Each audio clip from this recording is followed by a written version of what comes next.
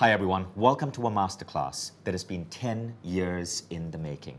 10 years ago, I interviewed Neale for the first time, back for a tiny little blog I ran before anybody knew for Mindvalley. And that was the first time we actually spoke. And I brought him on back then in 2007 because his books had dramatically changed my life. They had shaped my worldview. They had changed my relationship with spirituality. They had influenced at a subtle level Mindvalley and our message and our vision for the world. And so Neale has been perhaps the one person in the world with the largest influence on my life and the evolution of Mindvalley. So as members of the Mindvalley community, you will probably, as you watch this masterclass, start seeing certain dots connect. Why is it that we're so driven by community? Why is it that unity is our chief value? Why is it that we experiment with changing the way education works? A lot of those things are going to click. The Conversation with God books were published in the mid-90s. I picked up my first book in 1998. It transformed my life. Neale opened me up to whole new ways of looking at the world and looking at my relationship with the world and with other human beings. And for this, I'm so grateful. Now, after 19 years since book 3 was published, Conversations with God, book 3, Neale woke up in August last year with a strange feeling going through his body. And what he realized was that that same source that spoke to him for book 1, 2, and 3 and channeled these remarkable works that have touched 20 to 25 million lives, he realized it was speaking to him again. And he grabbed a pen and paper and he started writing book 4, Conversations with God, book 4, Awaken the Species. Now what's special about this book, and you're going to hear in the webinar, is that God unveiled to Neale the 16 behaviors of highly evolved beings and gave Neale a roadmap for how you, me, all of us could expand our level of evolutionary growth to become highly evolved beings. And it's not as simple as you might think. This is not about learning energy healing or learning to meditate or just being a good person.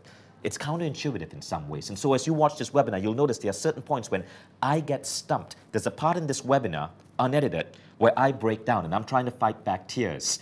And I just wanted to be really raw with you guys because what you're about to witness is a very unique type of webinar. It's a conversation between two friends, me and a mentor who has shifted my life for the last 2 decades, whom I finally get to sit down with and have you connect with us and share his wisdom with you.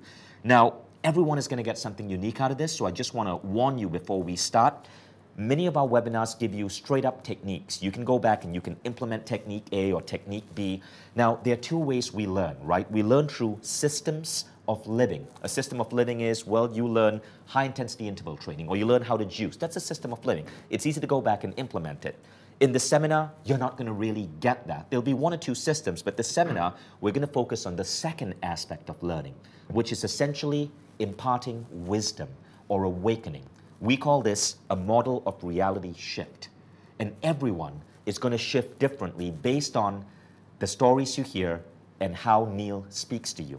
I've noticed this about Neale. Every time I'm with him, I shift because Neale doesn't just speak, he channels. In fact, many of you may have seen that viral video that was released recently on Mindvalley with Neale's voice. It got 500,000 people watching it in a span of 2 days. People were saying it was mesmerizing, it changed their life. One person wrote, I can't believe he wrote something so beautiful. But here's the thing, Neale never wrote that down. We aimed a camera with him and said, Neale, speak your truth. And he just spoke that, he channeled it.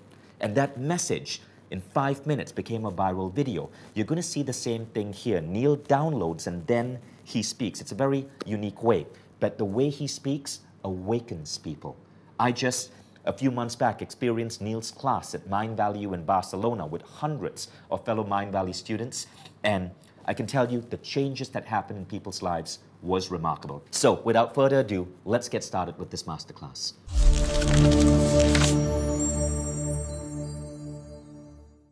Hi everyone, welcome to a Mindvalley masterclass with Neale Donald Walsch. So, I can't express to you guys how long I've waited to be able to sit here next to this amazing, handsome, godlike looking man. Because Neale has had one of the most profound influences. That's what happens when you talk to God too much. So, in all seriousness, Neale, before we begin, I would love to just share with the audience why, for the last couple of years, you've heard me say that Neale's book, Conversations with God, has been one of the books which has had the biggest influence in my life. That cool? Wouldn't want you to lie about it, so go ahead and say that. Awesome. I just wanted them people there to hear your voice.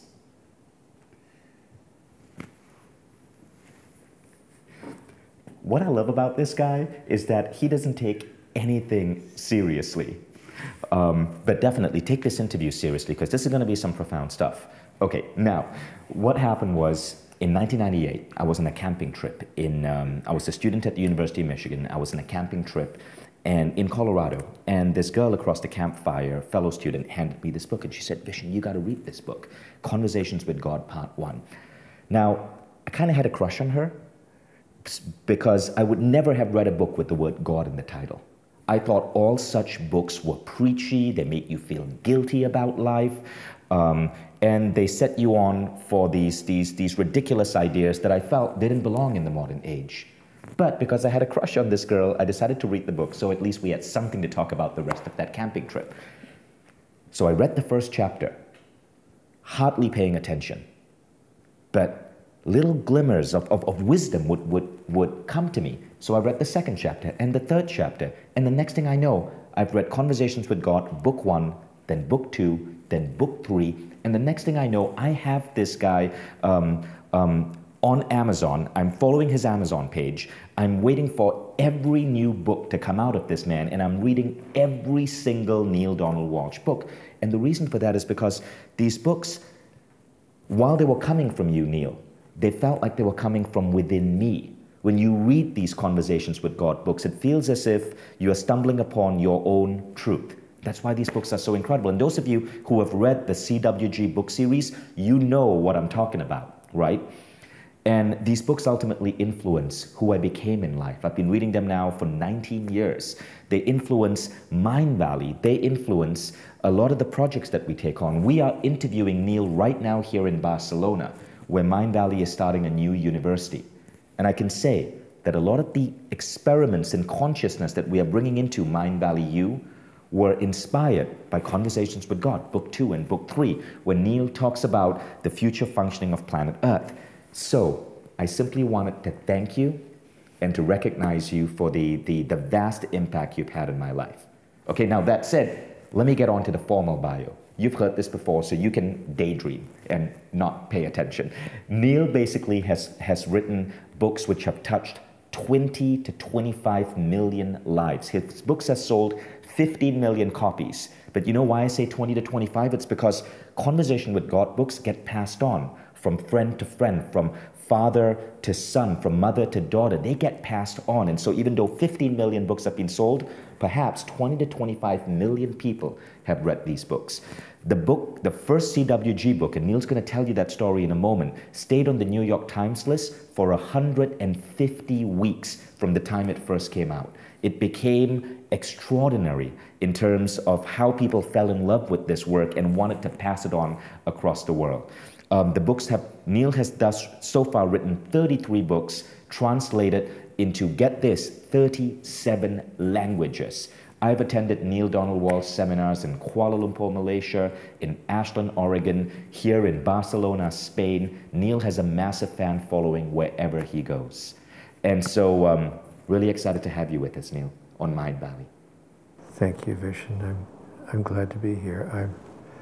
I feel a little humbled. It's tough when I hear you're very sweet to make an introduction like that, but I don't want to feel falsely modest, I promise you, but I don't think I had anything to do with this. I just feel like an innocent bystander to whom a lot of things have happened.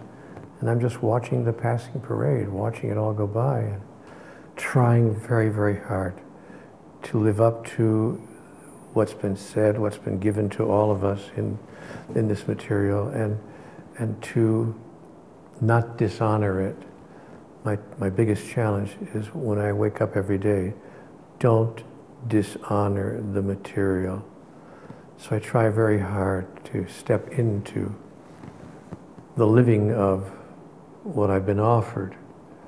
But I'm real clear that I didn't say a word here. I mean, all I did was ask the same questions that anybody else would ask, which is, by the way, the why so many people feel that it's coming from them, because I just asked the same questions that everybody else in the world would ask. Simple, ordinary, everyday questions. And when people read my questions, they've written me letters telling me, yeah, that's exactly what I was going to ask. That's what I was going to ask next. It's exactly what I was wondering about. So all I did, Vishen, was, there's a wonderful playwright named James Thurber who created a character for the Broadway stage called Everyman. And it's widely known in the theater world as James Thurber's Everyman.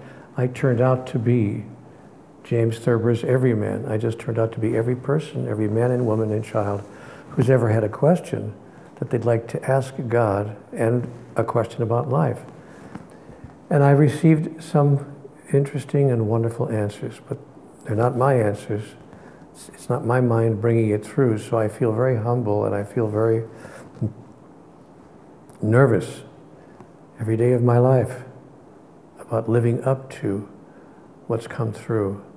So I'm doing my best. And that's kind of why I don't take anything seriously, and I make fun and I try to lighten up, because if I took myself seriously, guys, we'd be in trouble.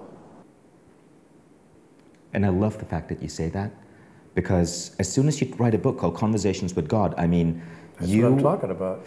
You're playing in that same dimension that so many of the world's organized religions play in. And so many of these organized religions, or the people who teach them, take things way too seriously. Well, I think the mistake they make is that they consider themselves to be right. That is, there's no margin for error. There's no sense of, well, this is interesting stuff and maybe it's valuable in your life, but it may not all be exactly correct. The challenge that leaders of the world's religions have, Vishen, is that they have to take themselves seriously in the sense of imagining that what they're sharing and what they're saying is absolutely right. There can be no doubt.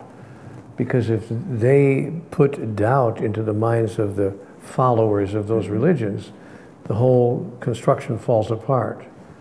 But I'm just the opposite. I say to people everywhere I go, in every interview, in every lecture, in every workshop, in every retreat, in every personal coaching session, I have a thing that I tell everybody.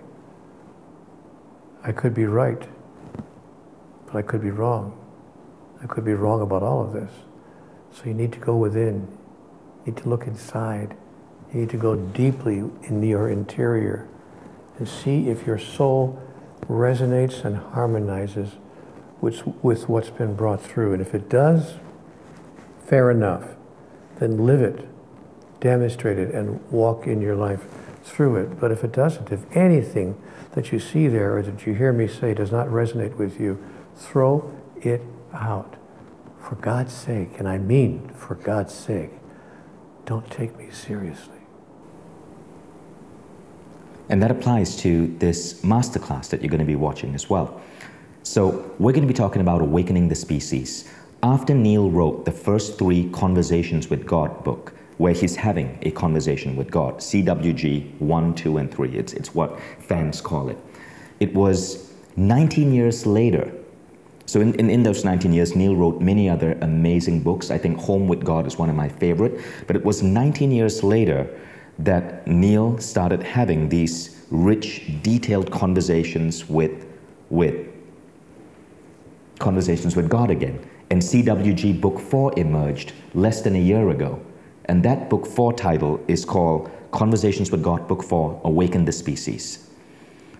And Neale, why, before you talk about Awaken the Species and why that book is so significant, and you guys we're gonna be discussing that topic over here, I'd love for you to share the story of how Conversations with God came to be, because it's a beautiful story. It's been turned into a film, a really beautiful movie. But what is astonishing about it is Neale wrote that first book while being homeless and really down on his luck. Well, what happened is that everything in my life was falling apart, Vishen. My health was going rapidly downhill, one thing after the other. I had some heart issues. I've had cardiac issues all of my life, but I had other health issues as well. peripheral polyneuropathy, other conditions. We all have our story, but that was part of my story. It wouldn't have been so bad if that's all there was. But at the same time, my career had reached a dead end. I couldn't seem to get on track. I couldn't seem to get to go where I was trying to go. And so I had, I was stuck in my career and going nowhere, and I could see myself heading into a dead end. So I had health issues and career issues at the same time. Even that would have been, manageable. But at the same time as all of that, I had relationship problems as well. That my relationship with my significant other, who's a dear, dear person and a wonderful woman, I was meeting challenges in that area every day of my life. So nothing in my life was working. I was being really hit with the triple whammy, I often call it. Relationship, career, health, all at the same time. And I just threw up my hands at one point. And as if this weren't bad enough, I had an automobile accident in which I broke my neck. No. And it wasn't a hairline fracture, it was a 3/4 inch, a Walsch fracture of the 7th cervical vertebrae posteriorly. In other words, the fracture was large enough to put a pencil through, not a hairline fracture. So of course I was immobilized, and they gave me a collar that I had to wear for the next 2 years, and I was told that I wasn't to do anything, I wasn't even allowed to lift a half gallon of milk. See, too much pressure, I could hurt myself again, re-injure myself. So I was immobile for a couple of years, going to physical therapy every day. And then, get a load of this, as if that wasn't bad enough, I was staying with a friend. I had no place to live. I had run out of money. I couldn't work anymore. I was totally out of cash. I was staying with a friend on their couch surfing, as it were. I go outside the next morning and my car is stolen. It's gone from the street. Now you know that life has really got it in for you when all this stuff happens at once. And I laugh at it now. I remember the moment when I went outside and the car was gone. I literally fell to my knees on the sidewalk, crying out to the sky. I know passersby must have thought, he's on something, what's the matter? But I was calling out to God, all right, what do you want from me? What have I done to deserve a life of such continuing struggle? If somebody tell me the rules, I'll play, I swear, I'll play. Just give me the rule book. Tell me how it works. And after you give me the rule book, don't change them, because it felt to me that the rules were changing every day. First it was okay, then it was not okay. Then it was not okay, then it was okay. And I was just like, whatever. And that's the space I was in, Vishen, when I sat down finally in the middle of the night, and I took out a yellow legal pad one night. It was 4:23 in the morning, and I wrote a very angry letter to God. What do you need here? Just give me the formula, for God's sake. It can't be this difficult. It wasn't meant to be this difficult. Or was it? So I heard a voice over my right shoulder, a very calm, gentle voice. And I heard that voice in the room. It was actually physically in the room. Neale, do you really want answers to all of these questions? Or are you just venting, just getting it off your chest? And of course I turned around, there was no one there, and I thought, oh great, on top of everything else, I'm losing my mind. I'm having hallucinations. There's nobody here. But strangely, just at that moment when I thought I had totally and completely lost it, I was overcome with a sense of peace, tranquility, serenity, and calmness, inner calm that I'd never experienced before in my whole life, at that level ever. And it felt as if all the anger, all the terror, all the fear, all the upset, all the frustration, it felt as if every ounce of negative energy that I had stored up had just been drained and just released from me. And I sat there and I began to weep.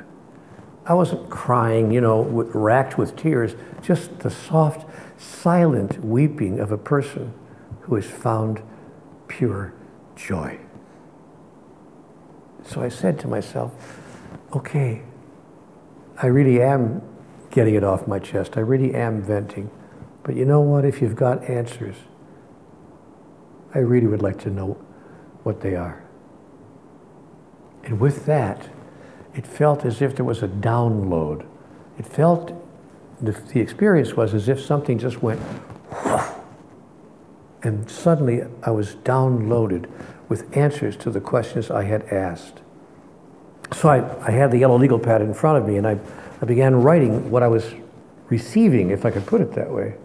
And I wrote down things, and I'm really clear that it wasn't stuff that I had remembered from a previous time in my life or had been taught when I was a child, because what I was receiving in this strange and interesting way included material or information I had never heard of before, never even dreamt of. And I remember vividly remembering that, or thinking that, when I received the message, there's no such thing as the 10 Commandments, I literally dropped the pen. Wait a minute. Am I trafficking with the devil? Who would bring me that message? There's no such thing as the 10 Commandments. And when I asked God about all of that, she said, Neale, you've got me all wrong. You've got me all wrong. The whole world has got me all wrong.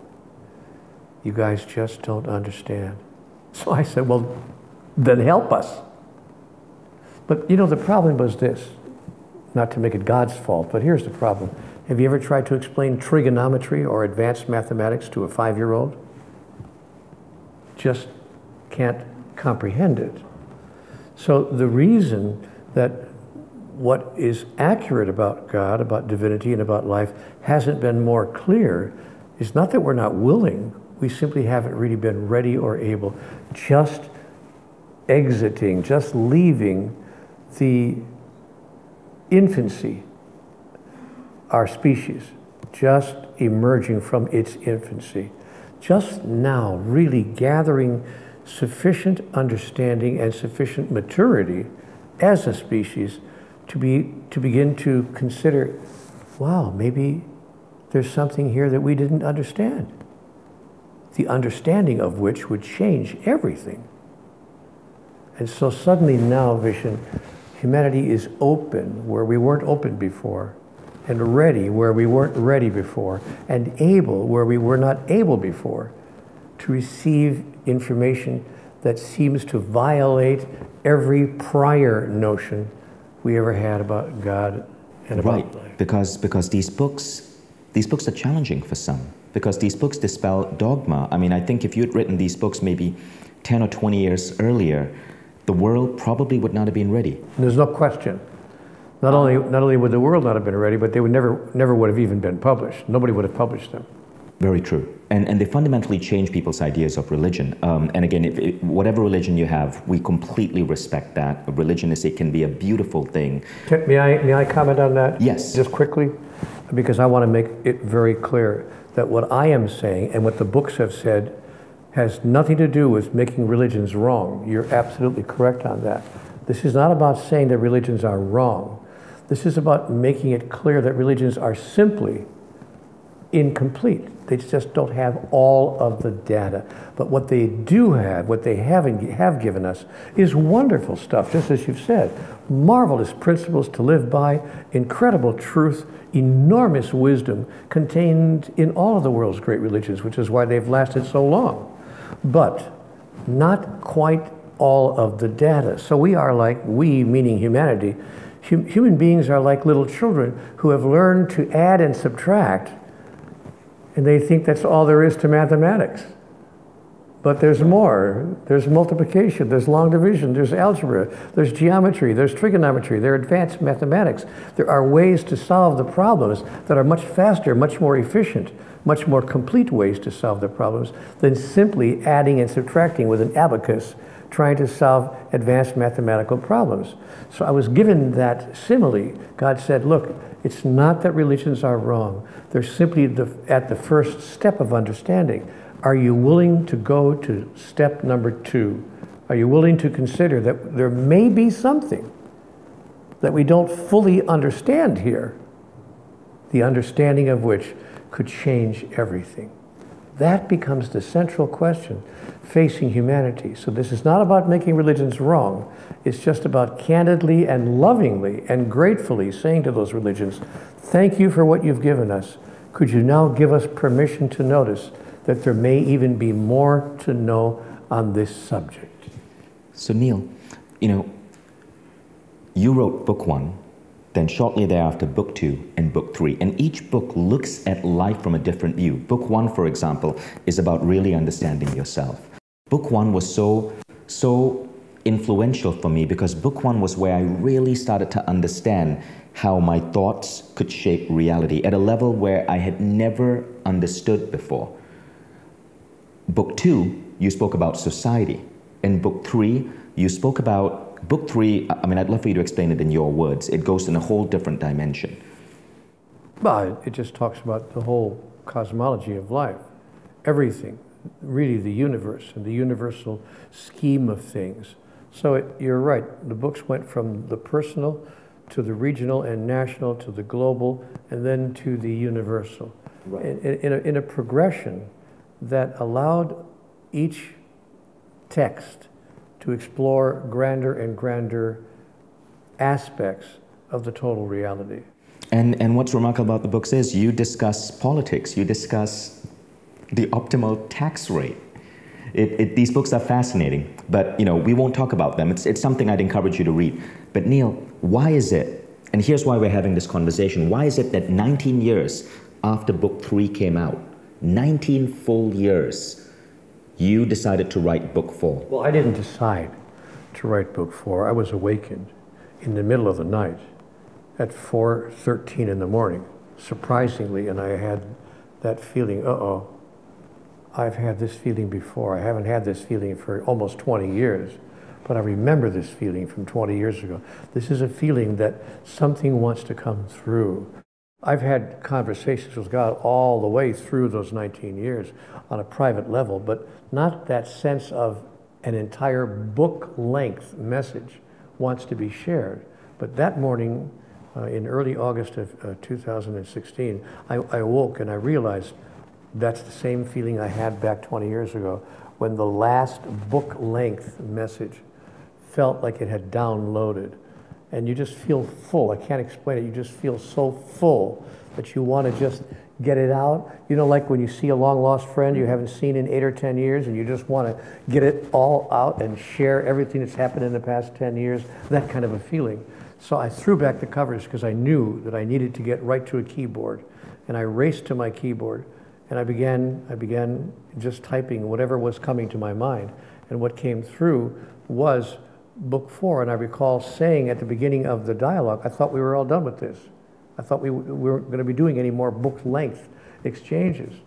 God said, well, you know, there's one more invitation that I have to place before you and before all of humanity. The first books placed before us 2 invitations. Number 1, change the world's mind about God. Change the world's mind about God. Don't have the world eliminate God or get rid of religion, just expand your notion of God and of what religion has to share. Number 2, the second invitation, give people back to themselves.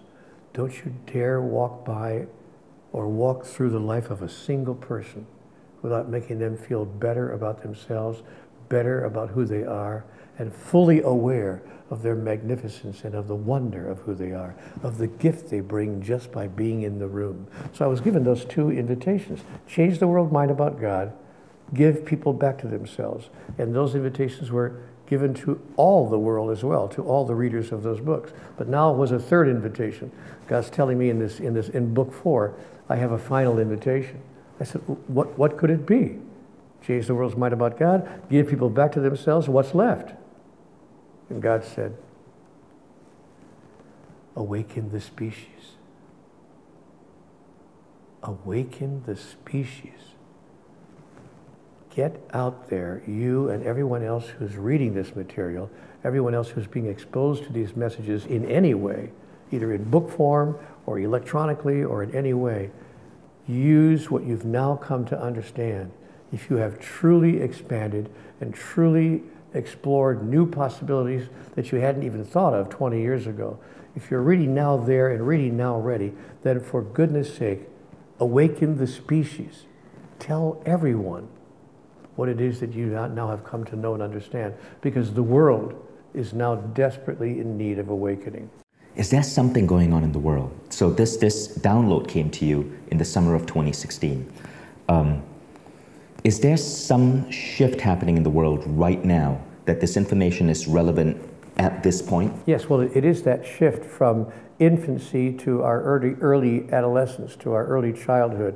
It's that shift, and like a 2-year-old who has a temper tantrum, or like 2 and 3 and 4-year-olds who just aren't quite ready yet with all the data that's coming in, so they start to, in their innocence, misbehave. We are in our innocence misbehaving. Look, humanity is not a mean species. We're not a cruel species. We're not an angry species. But sometimes, like little children, sometimes we act mean, we act a little cruel, we act a little angry, because in our youthful embracing of all the data that's coming in, all the stuff we never dreamt of before, we're finding ourselves faced with information that we don't know how to deal with, we don't know how to handle, we don't have the moral underpinnings to handle things. Let me give you an example. What's the moral underpinning to handle cloning? Guys, we're cloning sheep, we're cloning cats, we're cloning animals. That is, we are reproducing mammals without doing it the normal way. We're doing it in a laboratory. Now, why is that significant? I'll tell you why it's significant. We're only years away from cloning people. Cloning human beings. And even right now, we have the capability of using genetic engineering to create human beings that have been produced in the normal way. We can actually work with that tissue in utero and alter everything from the color of one's eyes, to the tendencies, to the habits, to the levels of intelligence, to the characteristics of that emerging human being. But we don't have, guess what? We don't have the moral underpinning. We don't have the spiritual construction that supports where technology is racing ahead in producing a brave new world, as Aldous Huxley called it. So we somehow have to find a way to integrate, and that's what's happening. To answer your question, we are confronting the moment of integration. We either find a way to integrate a new understanding of God, a new understanding of life, a new understanding of ourselves, a grander notion than we might ever have imagined about all of it, and integrate that with where our science and technology and medicine is taking us. Medicine is taking us, Vision, to a place where within a few more decades or less, we'll be living to 150 or 200 years old. Mark my words. Mm-hmm. I've long passed that stage. I'll be out of here in a few hours after the way this interview is going. But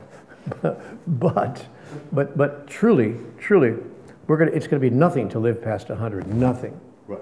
So as we see what medicine, technology, and science is placing before us, we have to have the moral underpinning to support the decisions we're going to be invited to make.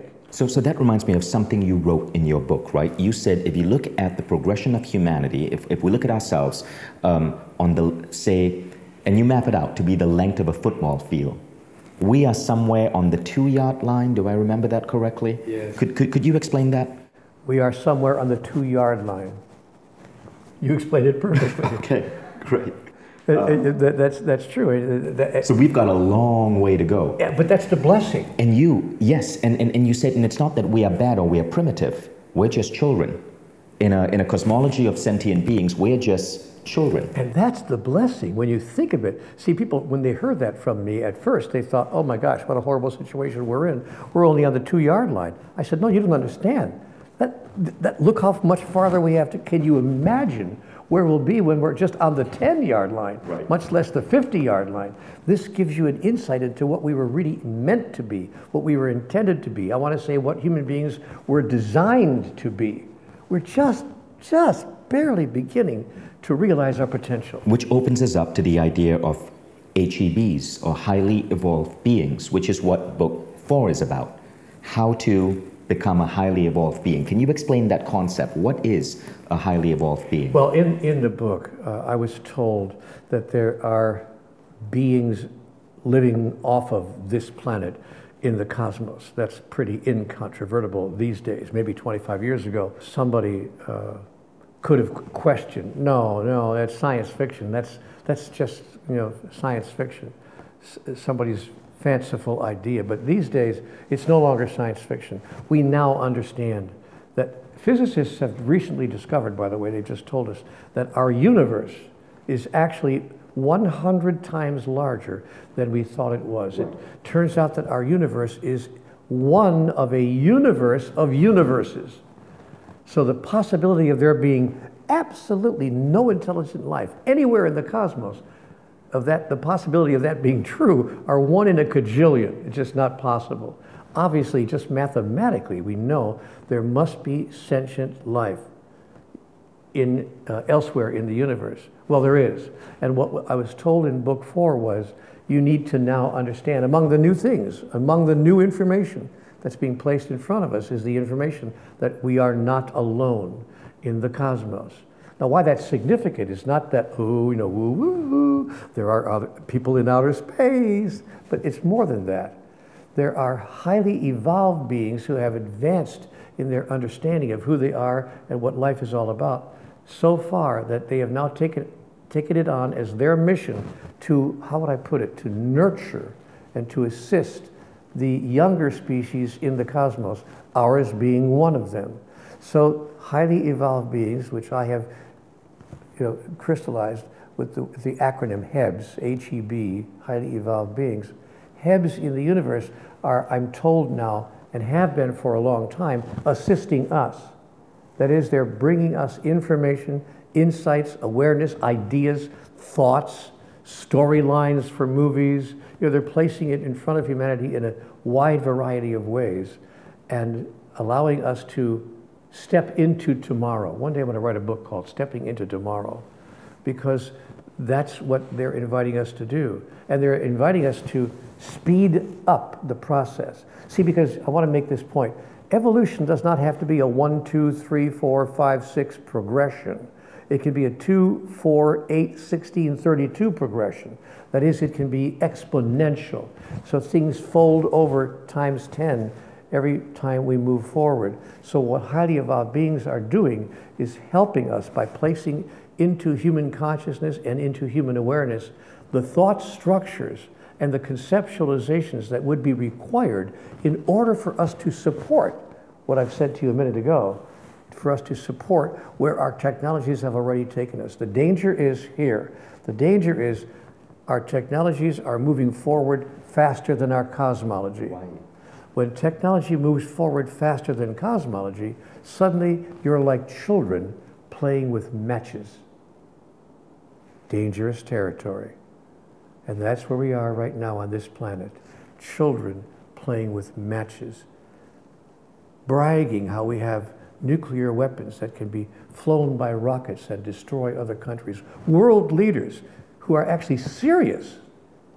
You think this is out of a comic book, like some villain in a comic book, but actual world leaders who are seriously saying, we have rockets that can destroy your country, and they make movies, animated films of your country being destroyed to place into the consciousness of humanity. So now we have a population that's living between fear and upset and bravado. That dangerous place between fear and bravado. Well, you think you'll be able to take care of me? We'll take care of you before you take care of us. And that's where we are right now. Let's build a wall between us and all the other people of the world so we can protect ourselves. Such thoughts would never have occurred to us in the 1700s or the 1800s or even the 1900s, but now, in the 21st century, we think that's the only thing left for us to do. Surround ourselves with walls, build enough weapons to take care of any possible attack first if it's necessary, and even if we wind up blowing the planet to smithereens, at least we did it in self-defense. And you're saying that's not how highly evolved beings think? Oh my goodness, of course not. Now in book 4, you lay out a number of behaviors or rules? What is it that you call them for highly evolved beings? Well, they're the differences between how highly evolved beings would respond to life as opposed to how humans who are living in an unawakened state. What do you call those behaviors?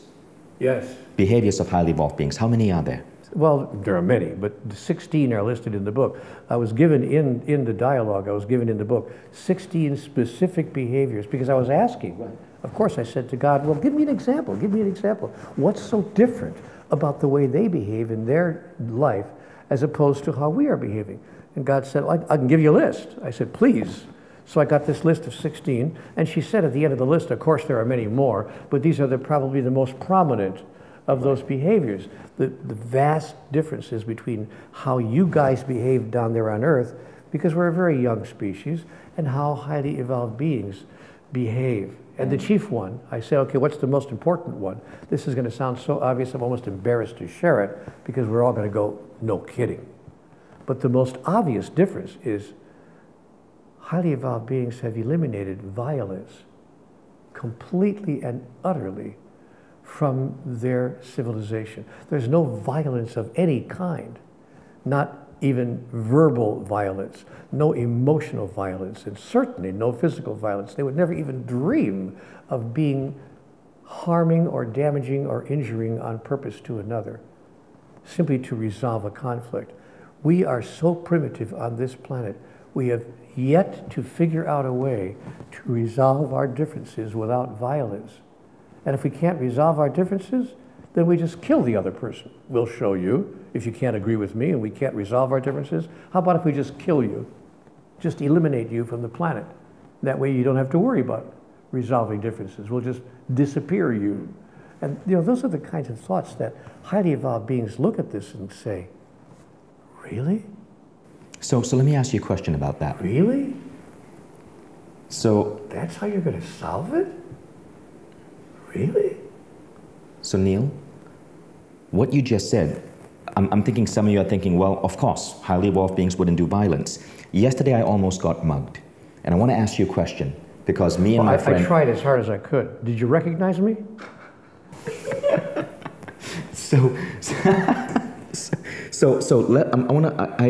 Because me and my friend almost tackled this guy to the ground, right? So I want to ask you if what we were doing was right. But before we go there, one of the reasons we're so excited to bring Neale onto Mindvalley Academy is because we're developing with Neale a new quest.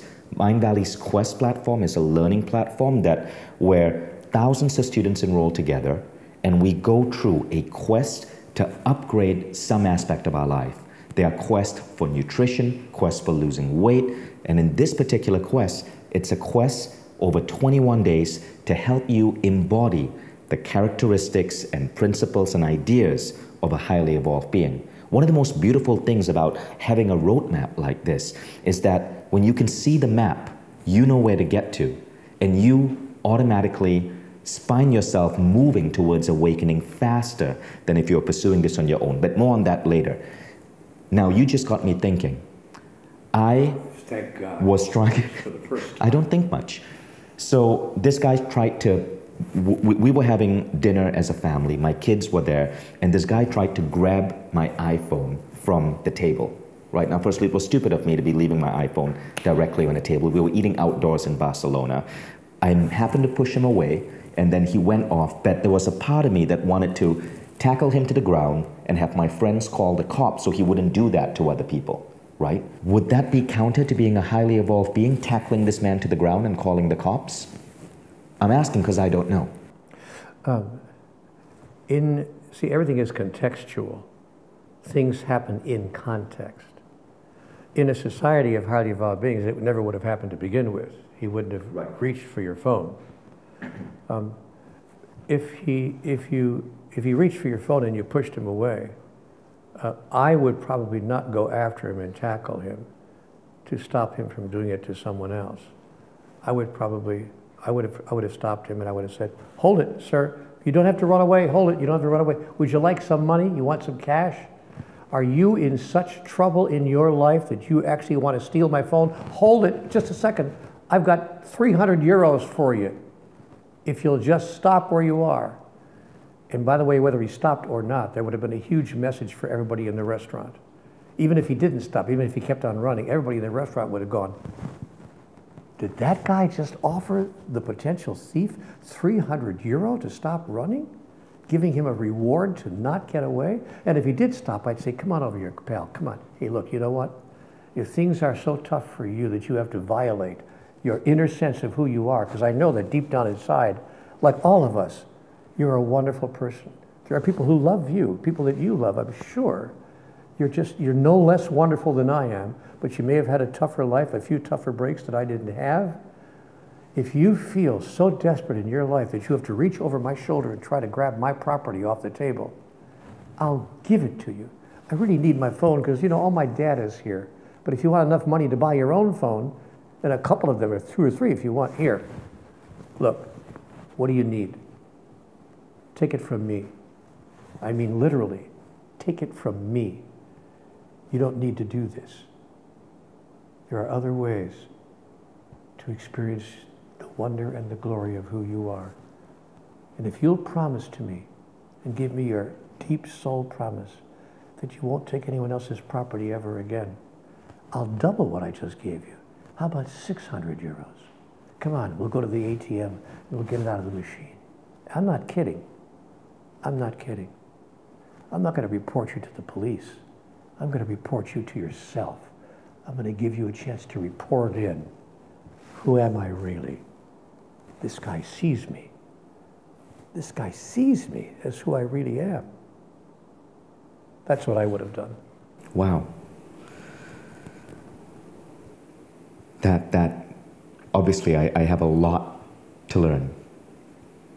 But I wanted to bring that up because I didn't want people there hearing what you just said about highly evolved beings not practicing violence and go, oh, I know that. What I wanted you guys to get a sense of is that to really know that, you are operating in a way that is so counterintuitive to what our societies and our rules and maybe even how we've been brought up to operate. I got to tell you that I was in one of the third world countries.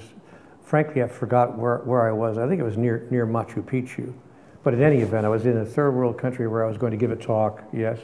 But on the way there was a little festival, a street festival, where the little artisans, the local people had made little handkerchiefs and you know, little caps and gloves and things that knitted and all these wonderful artifacts, and they were selling them on the street off their table. And so I was traveling with some people who were with me, you know, some companions, and so they were saying, oh, look at that, that's beautiful. So how much? And the lady would say, you know, I'm going to make it up, you know, 20 pesos. And the guy would say, I'll give you 15. And I said, why? And he was bidding her down. When she said, oh, okay, 15 pesos. He said, 10. And he was bidding her down. I said, wait a minute. I said, what are you doing? I said, what was the original price? She said, 20 pesos. I said, I'll give you 40. She looked at me, she said, what? No, just 20, senor, just 20. I'll give you 40. Okay, 40 pesos. I said, you take 40? She said, yes. I give you 60. I'm bidding her up. And no matter what she accepted, I doubled it. I bid her up. And the guy next to me thought, this guy's crazy. See, and I thought, what am I doing on this street where I earn more money in a day than she will earn in a year? And I'm trying to get her to come down on her price, a scarf that she took 2 hours or more to make? Come on. Wake up. Stop it. Just stop it.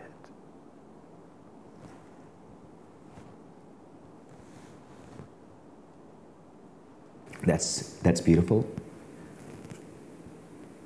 I almost, sorry, I'm at a loss for words.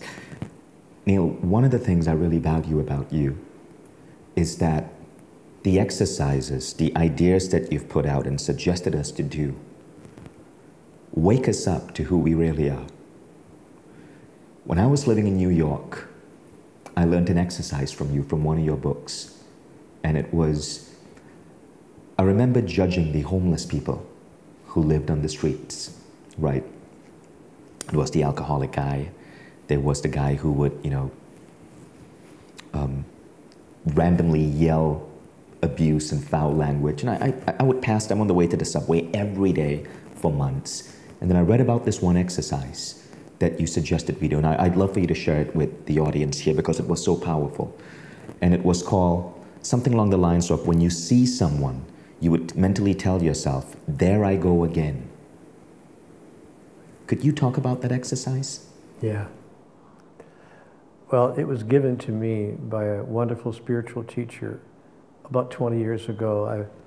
We were walking down the street in the city in which I live, and there was a man, a wino, sitting on the ground, leaning up against the building. He hadn't shaved in months, and he, didn't smell all that good, didn't look all that good, and he had a little brown paper bag in which he obviously had a bottle of something, and he was tippling the bottle, and and he was, like you said, shouting obscenities, people going by, oh, and everyone was like, oh, but I looked at him and I said to my friend, there but for the grace of God go I. There but for the grace of God go I. And I thought I was being compassionate and open-minded. And my spiritual friend looked at me and she said, you don't understand anything at all, do you? I said, what? What? I was trying to be compassionate. She said, not there but for the grace of God go you. There because of the grace of God you go. There you go being a wino again. There you go being a thief again. There you go being better than, again. There you go again. She said, don't you realize you're seeing nothing but you everywhere you look? There you go being angry again. There you go being nice again. There you go using foul language again. There you go using elevated language again. There you go being a person you really don't want to be. There you go being the best person you've ever been. Whether you're seeing the negative or the positive side of life, you're not seeing anything except who you actually are mirrored back to you. So she challenged me, Vishen. She said, I want you to go down the street for a half hour a day for the next 30 days. And whatever you see, whatever you're looking at, say that to yourself. There I go again. There I go again being that. There I go again being that. There I go again then being brave. There I go again being a coward. And just until you identify with all of it. And then she gave me a second exercise called the I am exercise. She said, after you do that, I want you to expand your awareness. I want you to say 2 words or 3 words whenever you see anything, not just people, but a tree, a flower, some trash, something pretty or something ugly. I just want you to say these 3 words, I am that. I am that. Until you can identify with whatever you're looking at. I am that. I am that. I am that. I am that. I am that. I am. When I was a child, I was taught in catechism class that God said, I am that I am. I said to the priest in catechism class, what does that mean? I am that I am? What the heck does that mean? And I never understood. And then after she gave me this exercise, I realized that because I was saying to this person I was with a few weeks later, I was with someone else, and I was walking down the street and I was saying quietly in my head, I am that, I am that, I am. She said, what are you doing? I said, oh, it's just a little exercise I was given. I'm just saying to myself, I am that, I am that, I am. She said, Neale, you're losing it. You're losing it, man. You're not that, you're you. You're not that. You are you. I said, no, no, no, no, no. I am that. I am. I am that, comma. I am. No, I am that. I am. God was convincing us. I am that. I am. And when I see in everything that I look at a part and an aspect of me, I finally got the truth. And it causes me to relate to the pile of trash, the beautiful flowers in the garden, the tree on the side of the road, the person leaning up against the building, drinking out of a bottle, and the beautiful angel as well, who walks down the street and makes you catch your breath at the wonder of who she is. It makes you relate to everybody in a totally different way. A way that just simply says, you know what? I love you. I love all of this. What a glorious experience. I love it all. And I refuse to condemn any of it. Judge not, and neither condemn. And raise not your fist to heaven, and curse the darkness not, but be a light unto the darkness, that you might know who you really are. That all those whose lives you touch might know who they really are as well, because you came through their life. Vishen, I was taught and I was told in my conversations with God, make sure you never walk through any human being's life, but that it's made better, because you did. It's really very simple. There's nothing complicated here. Neale, that's beautiful. A beautiful story. I did that exercise that I learned from you. I walked through the streets of New York. I would mentally tell myself every little thing I saw. The noisy guy on the subway, the guy begging on the street corner, and I would go, there I go again, being noisy and loud and rude on the subway. There I go again, begging while reeking of alcohol.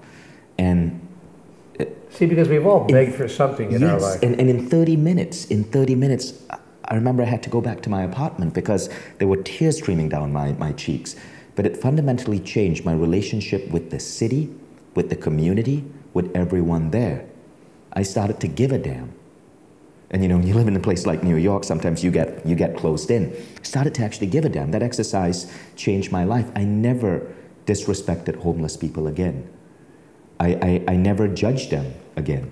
And that was what was so powerful about the exercise. I share that because in the Mindvalley quest that we're developing with Neale, you don't just learn about these behaviors and these characters of highly evolved beings. You have to go out there and do these exercises. And I want to state, it is one of the toughest programs we've ever developed at Mindvalley.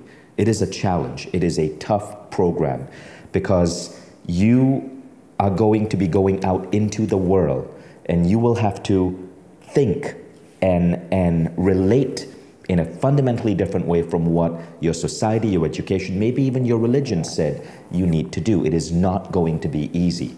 But in 21 days, dramatic shifts will happen, not just for yourself, but for every single life that you encounter on this planet. So let's do a quick recap. You've learned about the concept of HEBs, highly evolved beings. You've learned that even despite a lot of personal growth, someone like me, I've read maybe hundreds of books, I make these wrong decisions. I almost tackled that mugger rather than truly, as Neale, you said, behave like a highly evolved being. There's no such thing as a wrong decision. You haven't made a wrong decision in your entire life. If you had jumped up and tackled the mugger, that would not have been a wrong decision. There's no such thing as right and wrong. There's only what works and what does not work, given what it is you're trying to do. But right and wrong don't exist in the kingdom of God. And I don't want any of you who are moving through your life to suddenly become worried that you're making a wrong decision or making a wrong choice. There's no wrong way to do anything. There's only what's effective. There's only what works and what does not work, given what it is you're trying to do. The reason that I suggested stopping that mugger and offering him, whatever help he could use is because I'm clear what I'm trying to do. I'm not trying to get him caught by the police and thrown into jail for 60 days and make his life even worse. I'm trying to make his life better. So when I know what I'm trying to do, my next action arises spontaneously, quite spontaneously inside of me. So my suggestion as a tool for you to move forward is to get clear. What are you trying to do broadly in your whole life? And then Reduce it down to this year, this month, this week, this day, this hour, and right now, right this minute, ask yourself the same question as you move through life. Wait a minute, what am I trying to do here? What am I trying to do here? What am I doing here? When you get clear on what you're doing in each moment of your life and why you're doing it, your actions will arise spontaneously, without planning and without judgment and without making yourself right or wrong.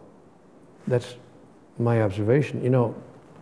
Thank you for saying that. That was another key lesson. I could be wrong about all of this. I don't know. I mean, it's just what feels to me. There's a magic question. People often ask me, Neale, give me a tool, give me a tool. Do you have any tools you can give me so that I can really move into this place of selecting myself to be a model for others? Here's a tool. Life's magic question. Before you make a decision to do anything, before you decide anything big like to move house or where will I work or who should I marry or who should I make love with or a fairly major decision in your life or a small decision, what shirt should I wear, what food should I eat, how shall I comb my hair, whether it's a big decision or a small decision, ask yourself life's magic question. What does this have to do with the agenda of my soul? Oh, I see. And what does this have to do with the agenda of my soul? As you're going into the movie theater, what does this have to do with the agenda of my soul? As you're sitting down in the restaurant ready to eat your meal, what does this have to do, the food that I'm eating, with the agenda of my soul and what I ordered off the menu? If you aren't clear what it has to do with the agenda of your soul, don't do it. And if you're not clear what the agenda of your soul is, get clear on that. Now, the agenda of, I'm sorry, I'm starting to preach. I should just shut up. No, please continue. You can't leave us hanging there. Well, the agenda of the soul is the same for everyone. It's not like your agenda is to play first base for the New York Yankees and my agenda is to be the first chair violinist for the Philharmonic Orchestra. It's not like a career choice. God is not a career counselor. The agenda of the soul is the same for every living being on the planet, as I understand it. And that agenda is this: to use each golden moment of now to make an extraordinary decision, to announce and declare, express and fulfill, become and experience the next grandest version of the greatest vision you ever held about who you are. The agenda of the soul is to recreate yourself anew in every moment in the next grandest version of the greatest vision you ever held about who you are.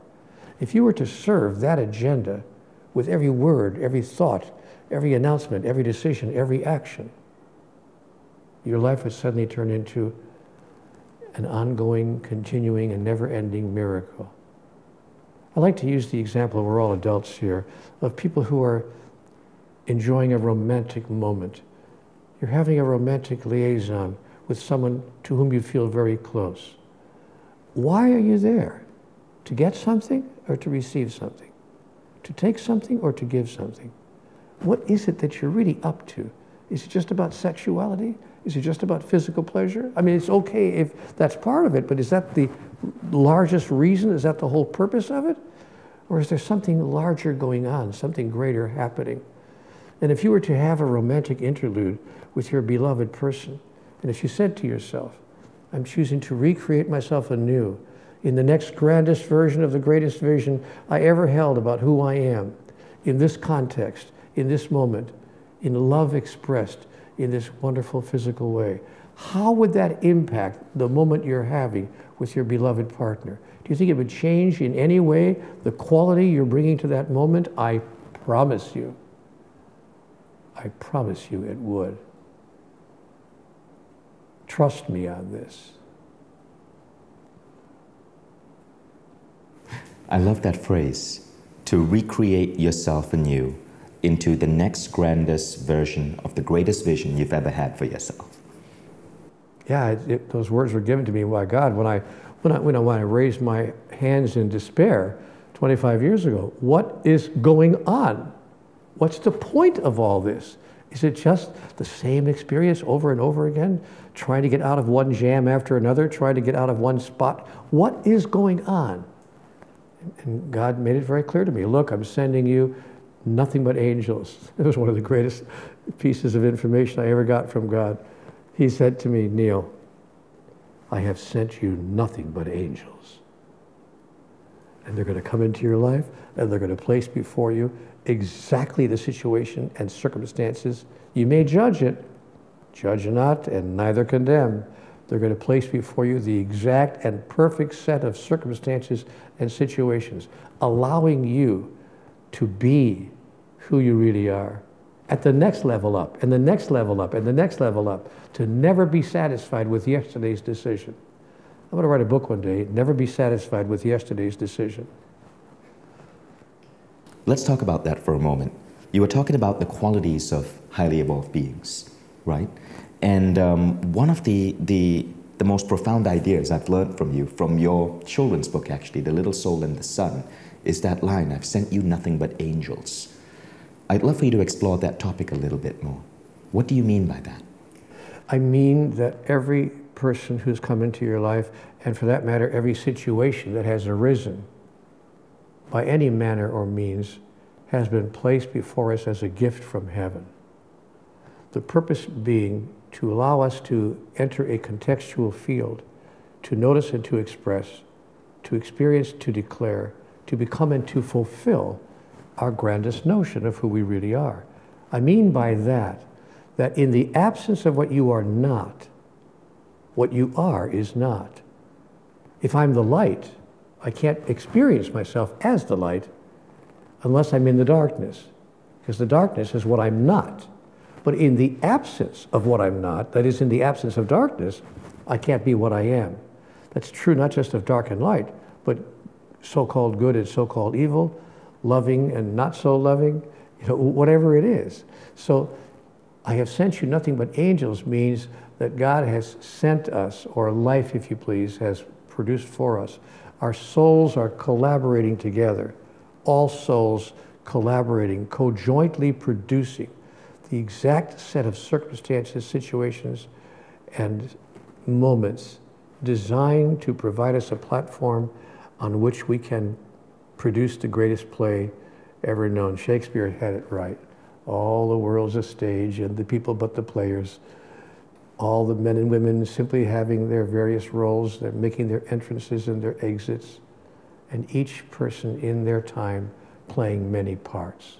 So, is what you're saying then that the guy who at one point rear-ended you, causing you to have that massive fracture on your neck, then the guy who stole your car, causing you to get down on your knees and exclaim to God, what is the point of all this all of those were angels. So was the guy reaching for your cell phone. Right.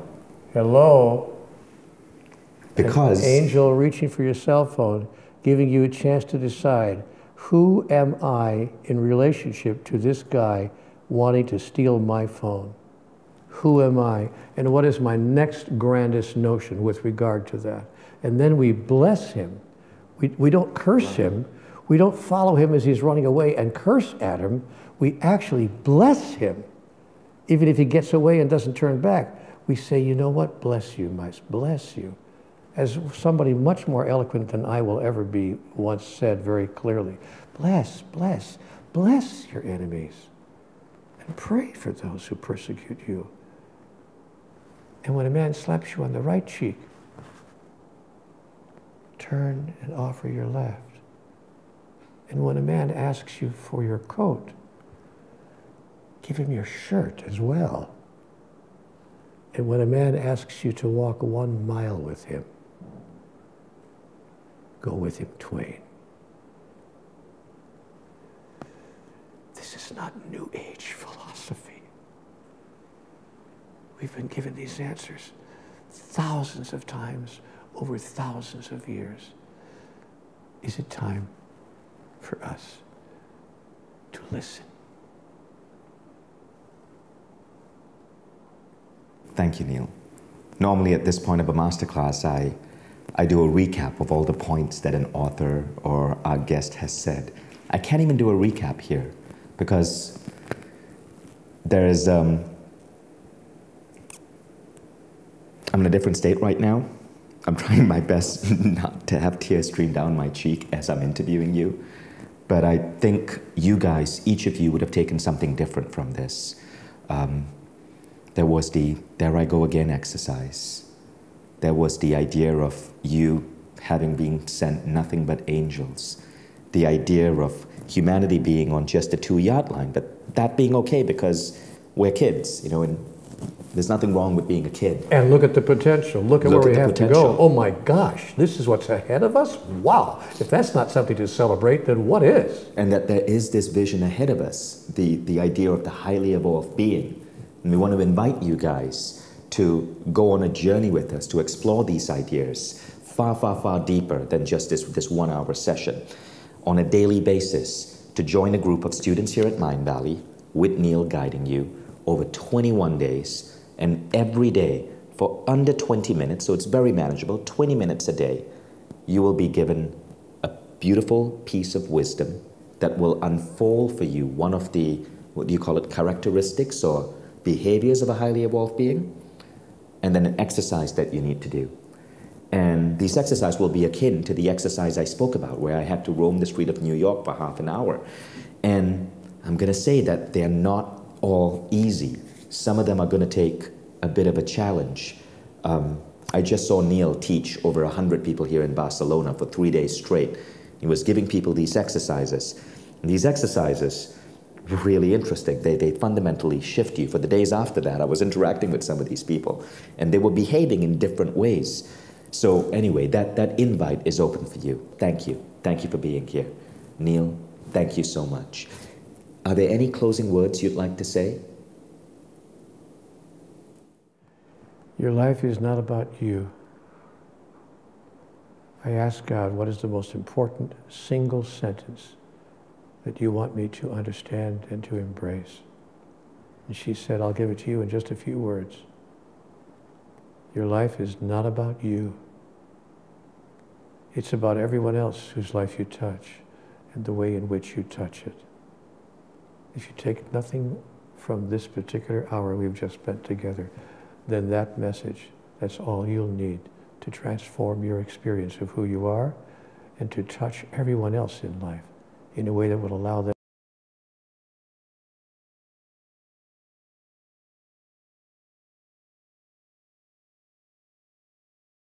you touch and the way in which you touch it. I could, of course, be wrong about all of that, but I don't think so.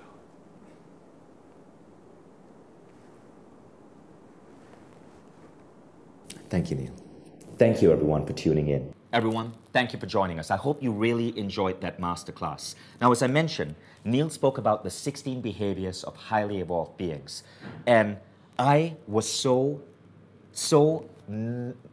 I guess the word I'm trying to get is, I was so in awe of these behaviors that I wanted to make sure that working with Neale, we could develop a program to help people bring these behaviors into their own life. Because I want my son growing up with these behaviors. I want myself to embody these behaviors as a husband, as a parent, as a boss, as a friend.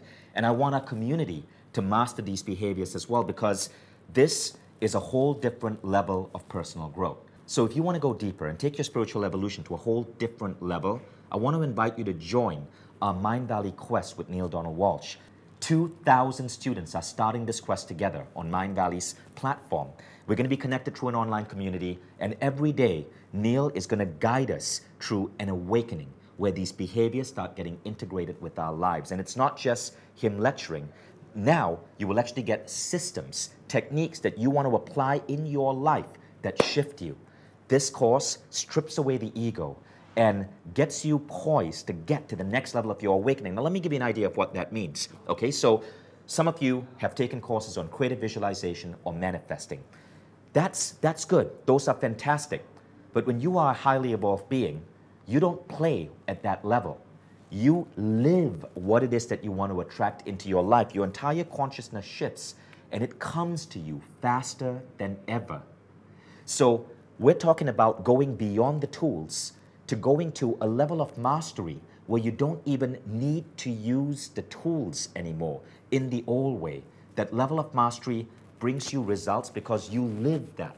So again, think about that. The personal growth enthusiast seeks to manifest or creatively visualize something into their life. But the highly evolved being, it happens instantly because you're living it. It's a level of understanding, of awareness that shifts. Here's another example. I've been talking about forgiveness for a really long time, and many of you, if you're part of the Mindvalley community, have learned techniques for forgiveness. Science has shown that forgiveness shifts your brain, makes you healthier and happier. But when you're an HEB, to quote Neale, you go beyond forgiveness. He said, in fact, the master does not need to forgive.